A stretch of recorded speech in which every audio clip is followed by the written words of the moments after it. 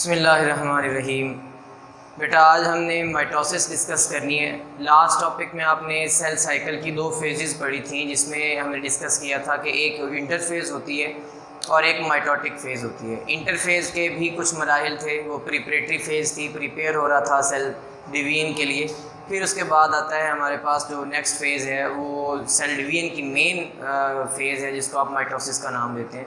आज हमने बेसिकली वो डिस्कस करना है। तो पिछला जो टॉपिक था थोड़ा सा उसको हम रिव्यू कर लेते हैं। सेल साइकिल दो फेजेस पे मुश्तमिल है, एक इंटरफेज़ है, दूसरी माइटोटिक फ़ेज़ है। जो इंटरफेज़ है ये वो फेज़ है जो मिसलीडिंगली रेस्टिंग फेज़ कहलाती है। अपेरेंटली लगता है कि सेल रेस्ट में है, मगर बहुत ज़्यादा मेटाबॉलिक एक्टिविटी इसमें हो रही होती है। इसकी मज़ीद तीन फेजेस थी। G1 फेज़ जो हमारे पास पहली है वो G1 फेज़ है, फिर S फेज़ है, फिर G2 फेज़ है। इसमें हमने मुख्तलिफ चेंजेस देखे थे, मुख्तलिफ जो इसकी प्रॉपर्टीज़ थी, जो इसमें तब्दीलियाँ हो रही थी, वो हमने डिस्कस की थी। माइटोटिक फेज़ जिसको आप cell division, main actual cell division कहते हैं, उसके दो आगे मराहिल हैं। एक है कैरियोकाइनेसिस और एक है साइटोकाइनेसिस। आज हम सिर्फ कैरियोकाइनेसिस को डिस्कस करेंगे। कैरियोकाइनेसिस जिसको आप न्यूक्लियर डिवीजन बोलते हैं, बेटा ग्रीक वर्ड है कैरियन। कैरियन मीन होता है न्यूक्लियस, जैसे आपको प्रोकैरियोट्स में बताया था, प्रो मीन बिफोर और कैरियन मीन न्यूक्लियस। तो कैरियन मीन न्यूक्लियस है, जबकि जो काइनेसिस वर्ड है ये काइनेटिक से निकला है, मूविंग, यानी कोई चीज़ जो है वो मूव कर रही है, दूर दूर एक दूसरे से दूर हो रहे हैं उसके कंपोनेंट्स, यानी कि वो टूट रही है, उसकी ब्रेक डाउन हो रही है।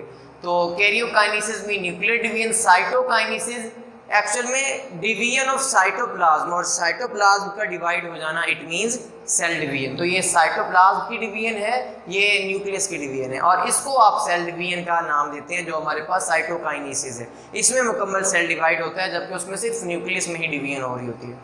अब कैरियोकाइनेसिस जो है इसकी मेन 4 फेजेस हैं। हर फेज़ के मराहल उसमें मुख्तलिफ चेंजेस आ रहे होते हैं, वो हमने डिस्कस करने हैं। ये जो टॉपिक है सेल डिवीजन का, ये अगर एक बच्चा एक मरतबा अच्छे से उसको जहन नशीन कर ले फिर ये नहीं भूलता, मगर इसको अच्छे से अगर जहन नशीन ना किया जाए तो इसको याद करना थोड़ा मुश्किल होता है। इसकी 4 फेजेस हैं, प्रोफेज़, मेटाफेज़, एनाफेज़ और टेलोफेज़। इसको टेलोफेज़ भी बोल देते हैं। प्रोफेज़ क्या चीज़ है, प्रोफेज़ में कौन सी तब्दीलियाँ आएंगी, मेटाफेज़ में क्या होगा, एनाफेज़ में क्या होगा और टेलोफेज़ में क्या होगा, ये हमने डिस्कस करना है। बेटा प्रोफेज़ से पहले जो न्यूक्लियस है वो मौजूद है। न्यूक्लियस के बाहर यहाँ पे सेंट्रियूल पड़े हुए हैं, 2 सेंट्रियूल होते हैं एक दूसरे के इस तरह से 90 के एंगल पे ऐसे पड़े होते हैं, और पूरे को आप सेंट्रोसोम का नाम देते हैं। न्यूक्लियस के बाहर ये सेंट्रियूल वाले टॉपिक में 4th चैप्टर में हमने पढ़ा था। सेंट्रियूल पड़े हैं, न्यूक्लियस है, जबकि क्रोमैटिन है, डीएनए का मटेरियल। बिफोर सेल डिवीजन आपको बताया था वो इर्रेगुलर थ्रेड लाइक स्ट्रक्चर्स होती हैं जो क्रोमैटिन कहलाती हैं। न्यूक्लियोलस भी मौजूद है। अब होता ये है कि फर्स्ट प्रोसेस प्रोफेज में ये होगा कि न्यूक्लियर मटेरियल कंडेंस होना स्टार्ट कर देगा, स्टार्ट कंडेंसिंग, थोड़ा गाढ़ा होना स्टार्ट करेगा, ज़्यादा कंपैक्टली अरेंज होना स्टार्ट कर देगा, और क्रोमैटिन तब्दील होकर उसका डायमीटर बढ़ेगा और ख़ास रेगुलर स्ट्रक्चर इख्तियार कर लेगा, जिसको आप नाम देंगे क्रोमोसोम का। तो क्रोमैटिन किस में बदलेगा, क्रोमोसोम में। अब ये न्यूक्लियस की डिवीजन से पहले ही ये काम हो गया। फिर न्यूक्लियर इनवेल्प डिसइंटीग्रेट्स, ये टूटना स्टार्ट होती है। न्यूक्लियर इनवेल्प, जब न्यूक्लियर इनवेल्प ही नहीं है तो न्यूक्लियस का भी नामो निशान नहीं रहेगा। बेसिकली तो वही न्यूक्लियर इनवेल्प है जो डिफाइन कर रही है कि जी ये एरिया है, ये न्यूक्लियस है, और न्यूक्लियर इनवेल्प जो है वो डिसइंटीग्रेट होना स्टार्ट हो जाती है, टूटना स्टार्ट कर देती है, और न्यूक्लियस जो है ये मुकम्मल तौर पर यहाँ से डिसअपियर हो जाता है, ख़त्म हो जाता है, गायब हो जाता है। Mitotic apparatus organised, mitotic apparatus बनना स्टार्ट होता है। माइटोटिक अपरेटस आपको बता दूं, इसकी डेफिनेशन अगर आपको करनी पड़े माइटोटिक अपरेटस की, तो कुछ इस तरह से ये डिफाइन कर लीजिएगा। ये मैं 1 लिख रहा हूँ यहाँ, तो यहाँ इसकी डेफिनेशन लिख रहा हूँ, set of micro tubule fibres that are formed during cell division is called as mitotic spindle. जो माइटोसिस में बनेगा वो माइटोटिक है, जो मियोसिस में बनेगा वो मियोटिक स्पिंडल्स कहलाते हैं। तो ये माइक्रोट्यूब्यूल से मिलके चूंकि बने हैं तो इस वजह से इसको माइक्रोट्यूब्यूल फाइबर बोला है, लेकिन ओवरऑल सारा जो है वो माइटोटिक अपरेटस कहलाता है। वो हम यहाँ पे डिस्कस करेंगे कि वो कौन कौन से फाइबर्स इसमें आते हैं। सेंट्रियोल्स डुप्लीकेट करते हैं, आपको अगर याद हो तो सेंट्रियोल में बताया था during cell division centriole duplicate करते हैं, 2 थे तो 4 हो जाते हैं और एक पूरा पेयर अपोजिट पोल पे आ जाता है, एक यहाँ पे है दूसरा यहाँ पे, और माइटोटिक अपरेटस इन्होंने निकालना स्टार्ट कर देना है। पहले ये काम होगा, फिर ये माइटोटिक अपरेटस ऑर्गेनाइज होने वाला काम होगा। साइटोप्लाज्म कंडेंस हो जाता है, गाढ़ा हो जाता है। ये चेंजेस हैं जो कि प्रोफेज में आते हैं और ये इसकी डायग्राम आपने इस तरह से बनानी। फिर आते हैं जी मेटाफेज, मिड फेज है, ये दरमियान वाली फेज है। मेटाफेज की वजह एक तो ये दरमियान में है इस वजह से, और दूसरा इसमें जो क्रोमोसोम है वो दरमियान में अरेंज होते हैं, इस वजह से भी इसको मेटाफेज कहते हैं। मेटाफेज में होता ये है कि अब पहले ये समझ लें कि जो हमने यहाँ पे ये माइटोटिक अपरेटस बोला है वो क्या क्या चीज़ें हैं। माइटोटिक अपरेटस में एक ये काइनेटोकोर फाइबर्स आते हैं, ये ब्लैक में जो बनाए हुए हैं। काइनेटोकोर फाइबर वो है जो क्रोमोसोम को काइनेटोकोर वाले रीजन से पकड़ते हैं, यानी ये हमारे पास क्रोमोसोम है, मसलन देखें बेटा, तो यहाँ पे एक डिस्क लाइक स्ट्रक्चर होती है इस जगह,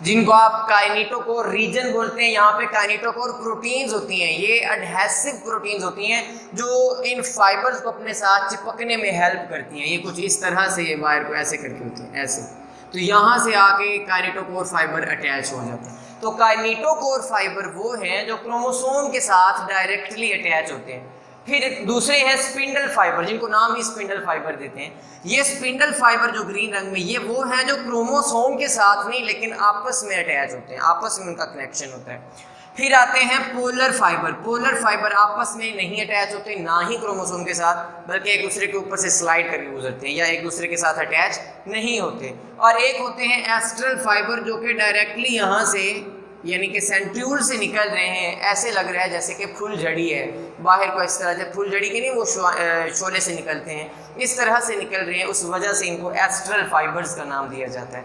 तो अब यहाँ पे ये होता है मेटाफेज में कि काइनेटोकोर फाइबर जो है वो क्रोमोसोम को पकड़ते हैं, यहाँ से इन्होंने क्रोमोसोम को पकड़ा और दरमियान में लाके सेल के सेंटर में वहाँ पे एक दूसरे के ऊपर अरेंज कर दिया। ये अरेंजमेंट ऐसे भी हो सकती है और ये अरेंजमेंट ऐसे भी हो सकती है, दोनों तरह से, यानी कि एक दूसरे के ऊपर ऐसे करके 3 डायमेंशनली अगर इसको आप इमेजिन करें, या फिर एक दूसरे के ऊपर ऐसे भी अरेंज किए जा सकते हैं। तो ये क्रोमोसोम जब यहाँ पे आके दरमियान में अटैच होते हैं, अलाइन हो जाते हैं, तो एक जब इस पूरी रीजन को बोला जाता है मेटाफेज प्लेट, या इस रीजन को एक्वाटोरियल रीजन, और इस प्लेट को, ये जो फॉर्मेशन हुई है, इसको एक्वाटोरियल प्लेट का भी नाम देते हैं। तो ये बेटा यहाँ पे मेटाफेज में काम हुआ बेसिकली। फिर हमारे पास नेक्स्ट जो है वो है एनाफेज। एनाफेज आप बोलते हैं सेपरेशन को, सेपरेशन फेज हो रही है एनाफेज के अंदर। और यहाँ पे माइटोसिस में और मियोसिस में फ़र्क भी आपने देखना है, यहाँ पे ध्यान से इस बात को समझ लीजिएगा। होता ये है कि ये जो काइनेटोकोर फाइबर हैं और ये स्पिंडल फाइबर जो हैं, ये पीछे की जानिब मुड़ते हैं, पीछे की जानिब खींचते हैं, अपने अपने पोल की जानिब कॉन्ट्रैक्ट होते हैं। और एक बात और ध्यान में रख लें कि मेटाफेज में एक क्रोमोसोम को हर पोल से एक काइनेटोकोर फाइबर ने पकड़ा होता है, अटैच किया होता है, यानी एक क्रोमोसोम के साथ 2 kinetochore during mitosis 2 kinetochore attach होते हैं, एक इधर से और एक इधर से, दोनों पोल से एक एक, यानी कि। तो अब जब इसने इधर को खींचना है, इसने इधर को खींचना है, तो दरमियान में सेंट्रोमियर पे जो यहाँ पे, यानी कि इस तरह से जो मौजूद था, यानी कि सिस्टर क्रोमैटिड थे, वो सिस्टर क्रोमैटिड जो है सेपरेशन उनकी स्टार्ट हो जाती है, सिस्टर क्रोमैटिड अलग अलग हो जाते हैं, यानी एक सिस्टर क्रोमैटिड उस पोल पे, एक इस पोल पे आ जाता है। तो बिल्कुल यहाँ पे देख सकते हैं ये सिस्टर क्रोमैटिड सेपरेट हुए हैं, पूरा क्रोमोसोम नहीं गया, सिस्टर क्रोमैटिड्स हैं। तो काइनेटोकोर फाइबर और स्पिंडल फाइबर तो कॉन्ट्रैक्ट करते हैं, लेकिन ये पोलर फाइबर जो हैं ये वाले, ये ज़्यादा इलोंगेट, आगे को इलोंगेट करते हैं, ये कॉन्ट्रैक्ट नहीं करते। और टेलोफेज में, ये टेलोफेज को याद रखना है, exactly opposite to prophase, prophase के एग्जैक्टली अपोजिट है, उसके उल्ट है। और ये किस तरह से है, इस बात को आपने याद रखना है। अब अगर आपको प्रोफेज याद है तो आप इसको मुकम्मल तौर पे याद रख सकते हैं। First of all nuclear material condense हुआ था, न्यूक्लियर मटेरियल हमारे पास यहाँ पे क्या हुआ है, कंडेंस हुआ है, यहाँ पे डी कंडेंस होगा। यहाँ पे अगला जो मरहला होगा वो कुछ इस तरह से आप उसको बना सकते हैं। जो अगला इसका प्रोसेस है टेलोफेज वाला, उसमें हमारे पास जो न्यूक्लियर मटेरियल है वो ये डी कंडेंस क्रोमोसोम से वो क्रोमैटिन की शक्ल इख्तियार कर लेगा, इस तरह हो जाए, पहला पॉइंट। दूसरा, यानी क्रोमैटिन क्रोमोसोम में बदले थे, यहाँ क्रोमोसोम दोबारा क्रोमैटिन में डीकंडेंस हो गया। न्यूक्लियर इनवेल्व वहाँ डिसइंटीग्रेट हुई थी, यहाँ पे दोबारा से बन जाती है, यानी कि न्यूक्लियस रीअपियर, यहाँ पे डिसअपियर था, यहाँ पे रीअपियर होगा। माइटोटिक अपरेटस ऑर्गेनाइज हुआ था, यहाँ पे ख़त्म हो गया। और सेंट्रियो डुप्लीकेट थे, अब यहाँ से अलग अलग पोल पे अपने अपने मौजूद हैं, बाद में ये साइटोकाइनेसिस हो जानी है। साइटोप्लाज्म यहाँ पे कंडेंस हुआ था, उधर जाके डी कंडेंस दोबारा से अपनी असली हालत में आ जाता है। तो ये हमारे पास कैरियोकाइनेसिस का प्रोसेस है बेटा, इसको ज़हन नशीन कर लें और बहुत अच्छे से इन पॉइंट्स को अपने रखना है, ताकि मियोसिस में जाके आप जब माइटोसिस को कंपेयर करेंगे तो आपको ये तमाम चीज़ें याद। अल्लाह हाफिज़।